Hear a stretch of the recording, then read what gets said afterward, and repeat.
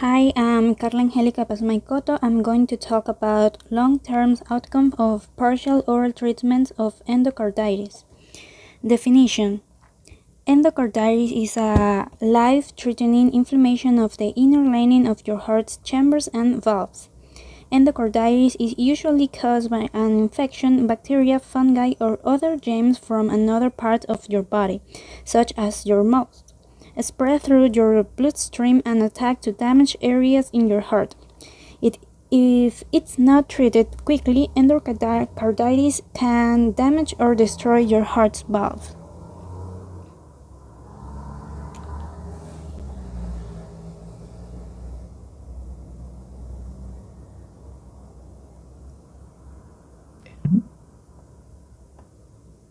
Endocarditis means inflammation of the inner layer of the heart.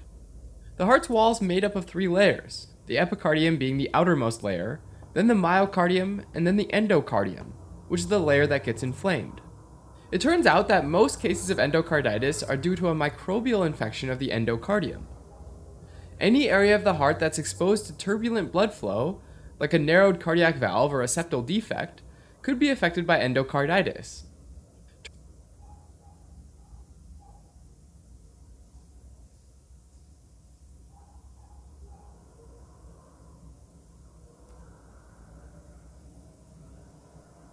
The pathogenesis of infective endocarditis begins with damaged heart valves from congenital heart disease, rheumatic fever, IV drug abuse, and the placement of intracardiac devices such as implantable defibrillators and pacemakers.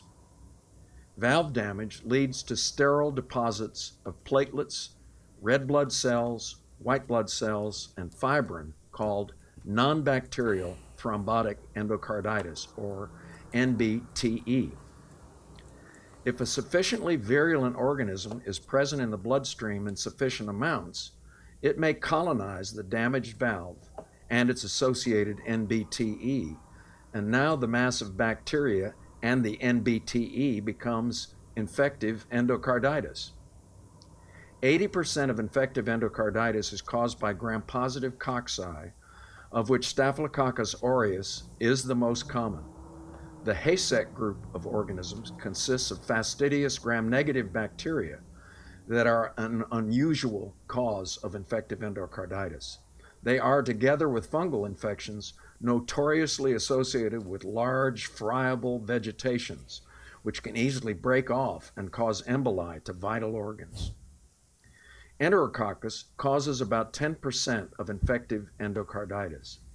Enterococcus is a notorious problem if it causes endocarditis because agents that interfere with the organism's cell wall can inhibit these organisms but cannot kill them. However, bactericidal therapy is essential to prevent recurrence of endocarditis of any cause. Thus, for enterococcal endocarditis, potentially toxic aminoglycosides must be added to cell wall agents for the entire period of treatment to eradicate the infection. Diagnosis is confirmed by multiple positive blood cultures and visible vegetations noted on echocardiography.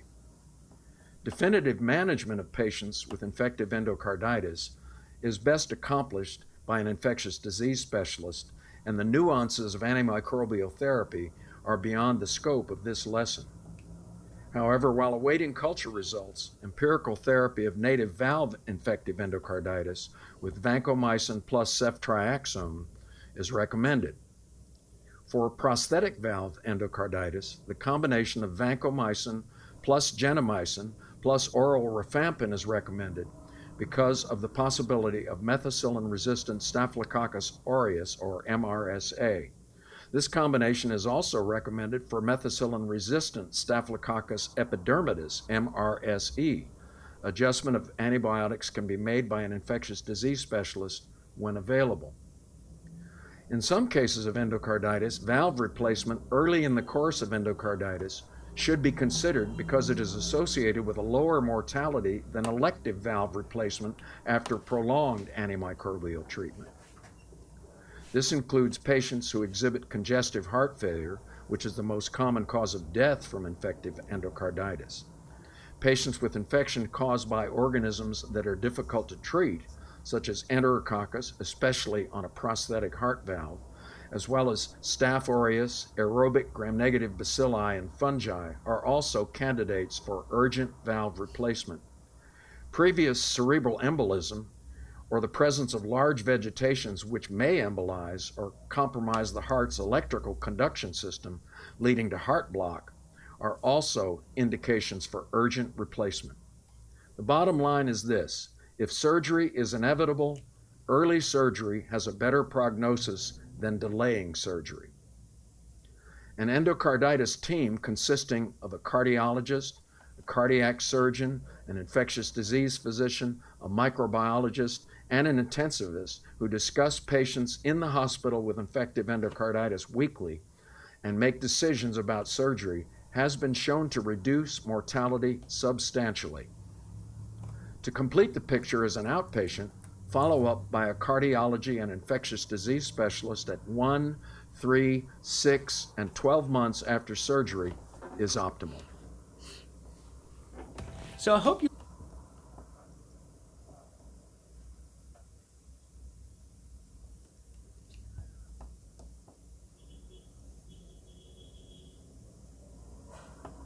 get today's lecture started, please remember to access your free quiz and preview our cool, nifty new study guides, not here on YouTube.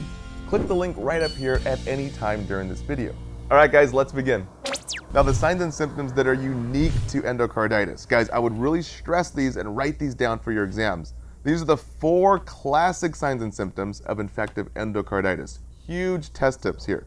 And they're all caused by this moldy vegetation infecting the heart. First is splinter hemorrhages, which are the little clots of mold that break off from the heart valves and end up underneath the fingernail beds. So remember, splinter hemorrhages are like splinter clots that get stuck underneath the fingers. Test tip number 2 is Roth spots in the eye, known as retinal hemorrhages. It's from the body's immune response to the infection.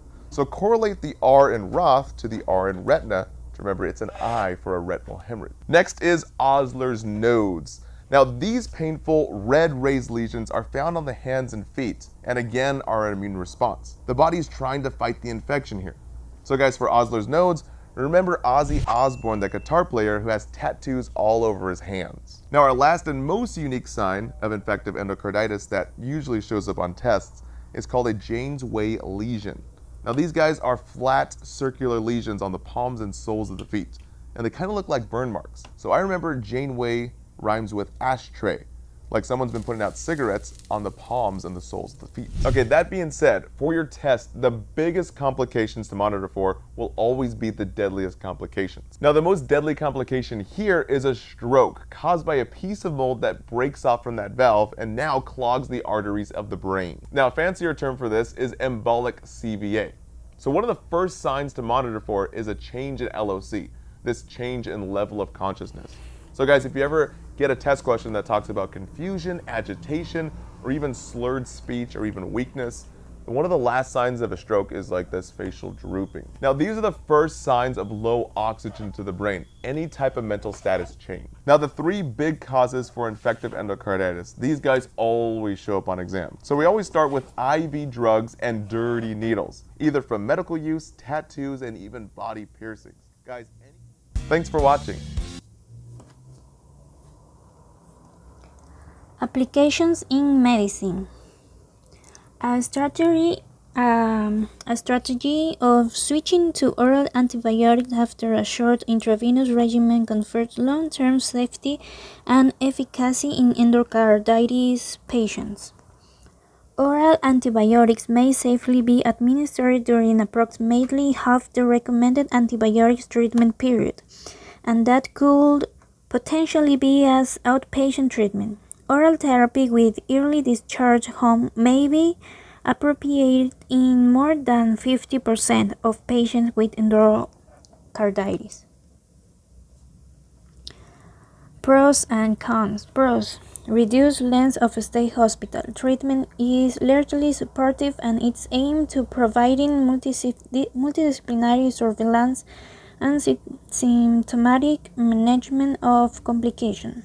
Cons: Oral antibiotics aren't applicable to all patients with infective endocarditis. Requires follow-up 2 or 3 times once discharged, which is difficult to comply with in most hospitals.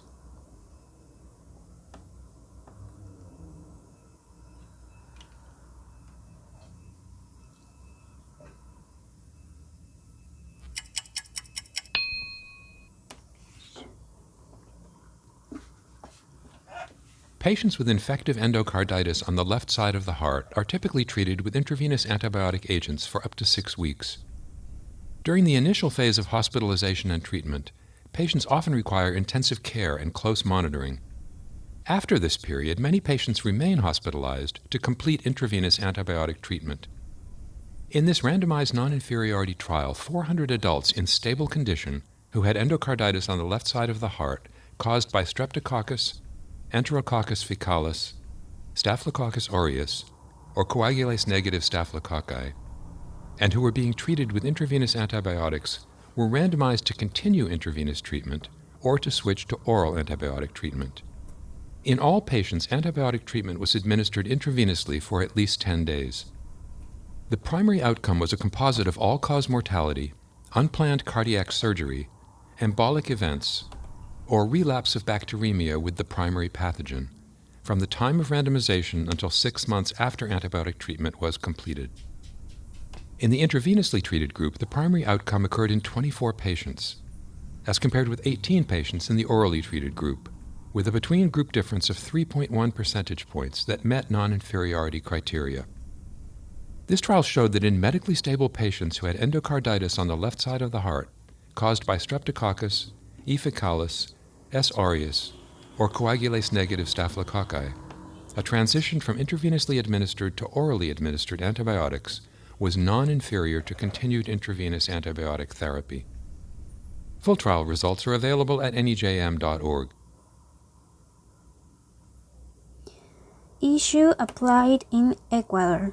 In a study carried out at the Luis Bernaza Hospital, it was identified that of the cases studied, 55% correspond to sex male.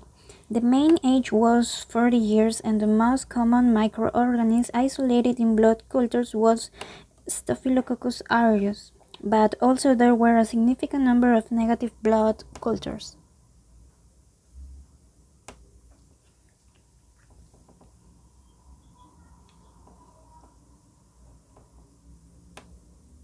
What's up, guys? This is Mubin.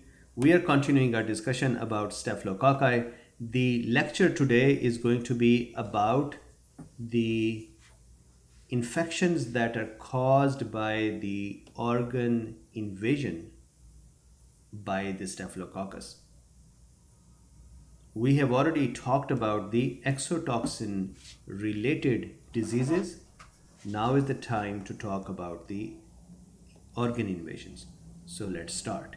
So the first topic in this series is going to be the infective endocarditis. Infection anywhere in the heart is called infective endocarditis.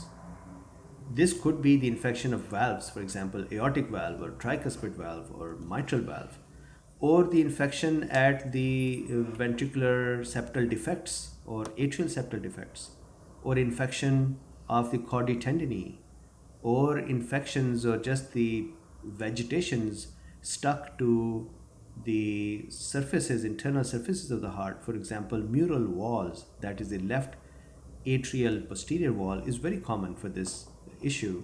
So anywhere inside the heart, when there is an infection, we call that as infective endocarditis. So the first thing that we should do before we dive deeper into this topic is to discuss the terms that we will use to discuss infective endocarditis. Infective endocarditis many times is just abbreviated as IE, written in various books. So when there is an infection of the valves that we are born with, the natural valves of the heart, when these get infected, we call this as native valve endocarditis, and it is written in abbreviated form as NVE. On the other hand, if a patient has artificial valves, also called prosthetic valves, and if there is an infection on and around those valves, then that infection is called prostatic valve endocarditis or PVE. If a patient is at a hospital and contracts or gets endocarditis while being in the hospital or because of some procedures in the hospital, then we call it nosocomial infections or even healthcare associated infections. So, nosocomial endocarditis is abbreviated as NIE, nosocomial infective endocarditis. Now, if you're thinking about it, that what are the procedures that can cause endocarditis, then there is a general rule. The rule is this: any invasive procedure that can cause bacteremia can cause infective endocarditis. Examples of the procedures that can cause bacteremia, do you think you can think of a few of them? I'm sure that you've said uh, dental procedures.